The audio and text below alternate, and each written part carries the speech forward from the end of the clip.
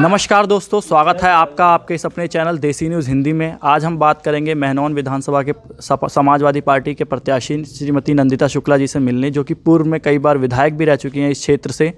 तो हम जानेंगे कि और इनसे जानेंगे थोड़ा स्वर्गीय घनश्याम शुक्ला जी के बारे में, क्योंकि नई पीढ़ी जो है, आज की युवा पीढ़ी, उन्होंने उनके बारे में सुना तो बात है, पर सबसे करीब से मैम ही जानती हैं। नमस्कार मैम।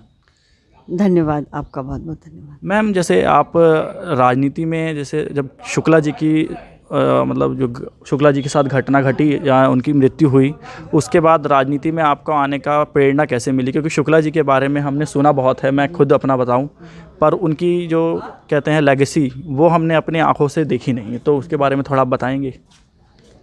शुक्ला जी के ना रहने के बाद मुझे ये प्रेरित किया गया कि आप परिवार की जो राजनीतिक परंपरा है उसको बनाने में अपना पूरा योगदान दें, और इसी योगदान के चलते सबने मुझे प्रेरित किया।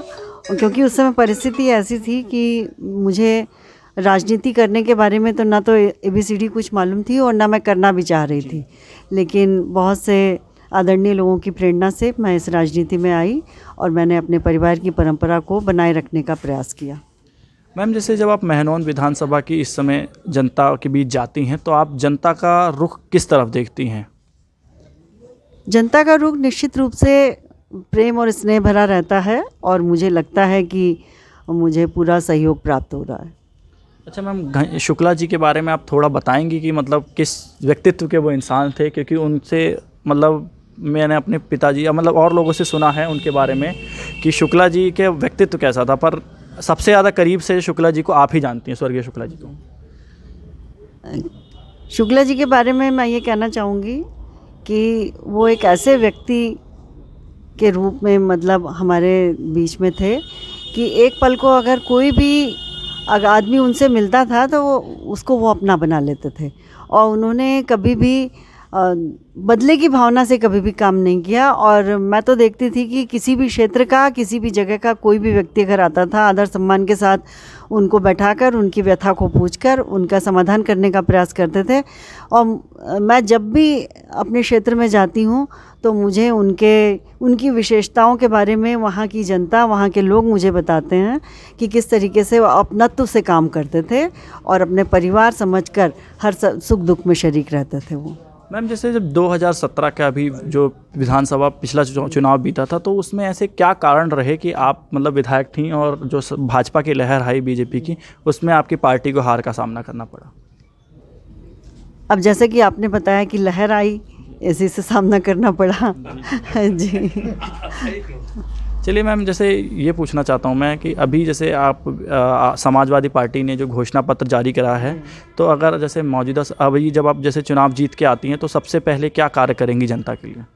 किसानों के लिए सबसे महत्वपूर्ण कार्य है, एक तो उनके नकदी जो फसल है गन्ने की, उसका पेमेंट जल्दी हो, और ये जो छोटा जानवर की समस्या है, गो आश्रय केंद्र जो खोले गए हैं वो सुचारू रूप से संचालित हों, जिससे कि किसानों को उनके पशुओं के भय से मुक्ति मिले, और धान और गेहूं की खरीद जो हमारे क्षेत्र में नगण्य है उसको सुचारू रूप से संचालित किया जाए और उनको अपना पूरा पैसा मिले। मैम, जैसे राजनीति के साथ साथ, क्योंकि आपकी गृहिणी भी हैं, क्योंकि और मतलब जो महिलाएं होती हैं वो हमारे देश में सब काम करती हैं, तो आप राजनीति के साथ साथ गृह कार्य भी संभालती हैं, तो इन दो काम आप कैसे मतलब इतनी मुश्किलात से सामना करती हैं? नहीं, मैंने हमेशा गृह कार्य किया है, इसलिए मुझे कोई भी समस्या आती नहीं है, और मैं सुचारू रूप से घर के कार्य भी कर लेती हूँ और राजनीति के क्षेत्र में भी अपना योगदान देती हूँ। मैम, जैसे अभी एक आंकड़ा आया है कि अब पुरुषों की और महिलाओं की संख्या लगभग बराबर हो गई है, तो महिलाओं की संख्या जो है राजनीति के क्षेत्र में इतनी कम क्यों है हमारे उत्तर प्रदेश में सबसे ज़्यादा? जागृति हो रही है, धीरे धीरे संख्या बढ़ रही है और इसका प्रभाव भी दिखाई पड़ेगा।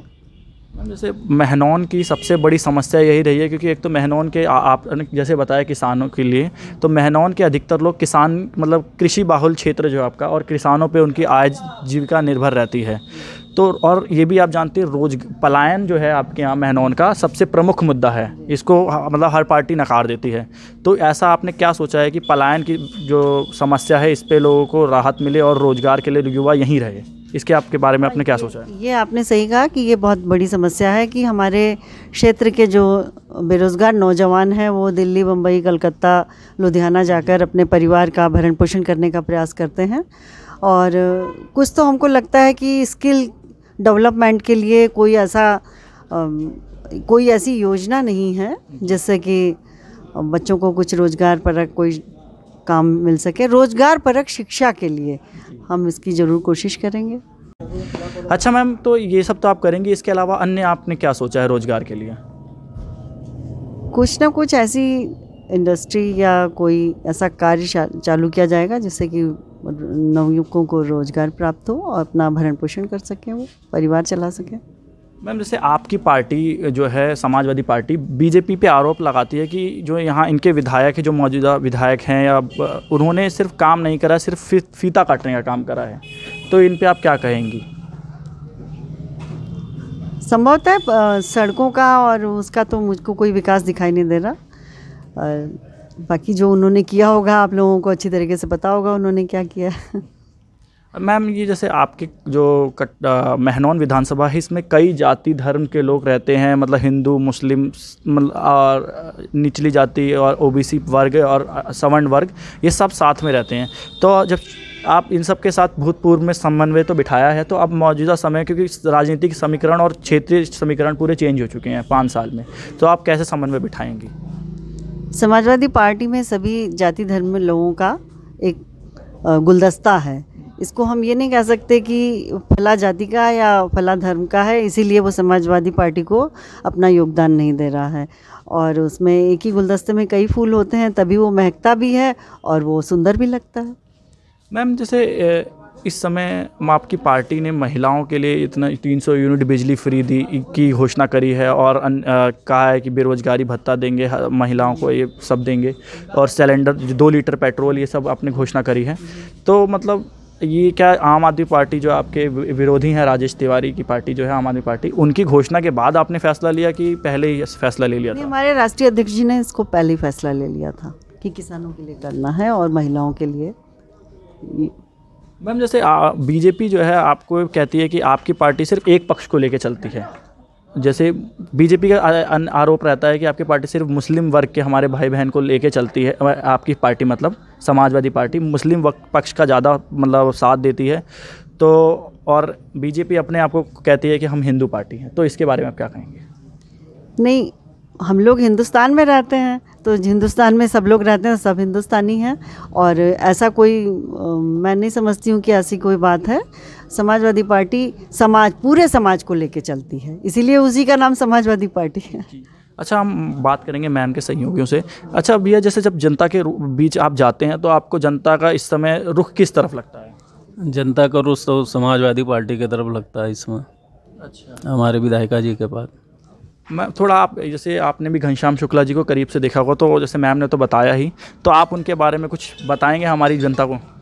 अब शुक्ला जी के बारे में तो हमने सुना भी है और देखा भी है, उनके साथ हमने थोड़े बहुत काम भी किए हैं। वो सभी जाति धर्म के लोगों को साथ में लेके चलते थे। हम लोग कुर्मी बिरादरी से हैं, हम लोगों का हरदम सम्मान उन्होंने किया है। अच्छा, तो चलिए, बात करके अच्छा लगा महनौन विधानसभा की प्रत्याशी श्रीमती नंदिता शुक्ला जी से। उम्मीद करते हैं आने वाले चुनाव में अच्छा करेंगी। तो प्लीज़ इस चैनल को लाइक, सब्सक्राइब और शेयर करिएगा। जय हिंद, जय भारत।